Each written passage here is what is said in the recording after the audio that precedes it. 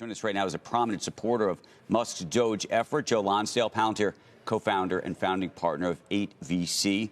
So let's start there, Joe. What do you make of the $2 trillion turns to $1 trillion, and I don't know where we go after that? Hey, Andrew. Well, you know, it's pretty amazing. I have dozens of friends who are already helping them out in different ways. They have all sorts of bright engineers, all sorts of really smart lawyers, a lot of other great people who've already converged and are working day and night to try to map out what they're going to do. And it's, you know, it's not for me to speak for them, but I think these guys are really going very, very deep on this. And listen, I think if they do get to $1 trillion, from my personal understanding of the government, that would be very impressive if they actually succeed in cutting that, because there's a lot of people, there's a lot of antibodies in the federal government. There's a lot of hard things to overcome, and it'd be amazing to kind of cut that level of waste. There's no question there would be. I just wonder how you think about the sort of communication of it and then the expectations management of it. Well, you know, I'm only speaking for me personally here, but when I mapped it out, I saw that you could probably get to right around just under $1 trillion, and it'd be really impressive. And the next trillion is going to be a lot harder.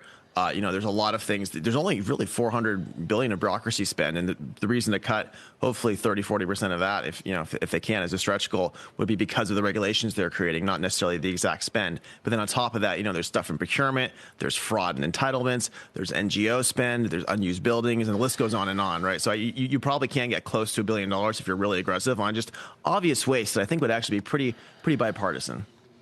Joe, when you think about big places where you can take money from and the worlds that you've lived in, defense being a huge part of that through Palantir, how do you think about whether this Doge group is going to really be able to affect that?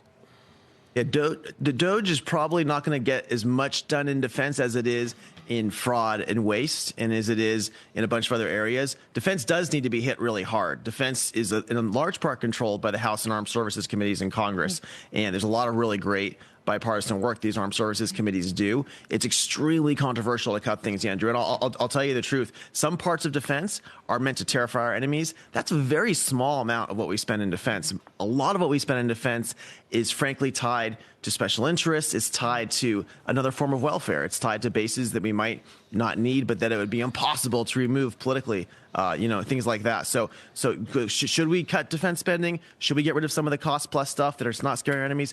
Obviously, we should. Are we going to be able to do that? That's a very hard lift in Congress. Hey, Joe, let me ask you about Palantir shares. Over the last year, up 313%, obviously a huge jump post-election, but there's been a little bit of a pullback just in recent days. What do you ascribe that to? Well, listen, it's nice to see Palantir recognized as the extraordinary company it is. I think it was clearly very undervalued in the past. I think at this point, people are really understanding how it's tied to this AI revolution into a lot of extraordinary things it's doing. The precise valuation you should have on a company that's growing really fast and is going to be dominant over the next 10 years, even tiny little changes could swing those valuations wildly once it has a high multiple. So I'm not really exactly focused on the valuation today. I think the overall trend was correct, that it's an extraordinary company. And you know it's only 55% government spend overall. I think it's only about 44% U.S. government spend, is my understanding from last year, of the revenue that comes from government. So a lot of this is amazing commercial progress, and it's just how fast can it grow, you know? I think the bigger questions are how not only defense spending changes here in this country, but as you mentioned, a big chunk of your Palantir's revenue is coming from overseas too. Is it changing everywhere around the globe? How is modern warfare going to be looking? What's going into that, and how are governments adapting?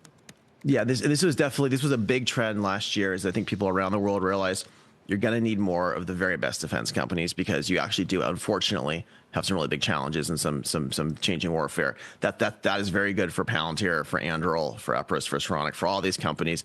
Now, I think what people don't understand is that when you cut defense spending, it's actually also really good to cut defense spending a bit for these new companies. Because what you have is these legacy primes that are doing things in ways that are 10 times more expensive.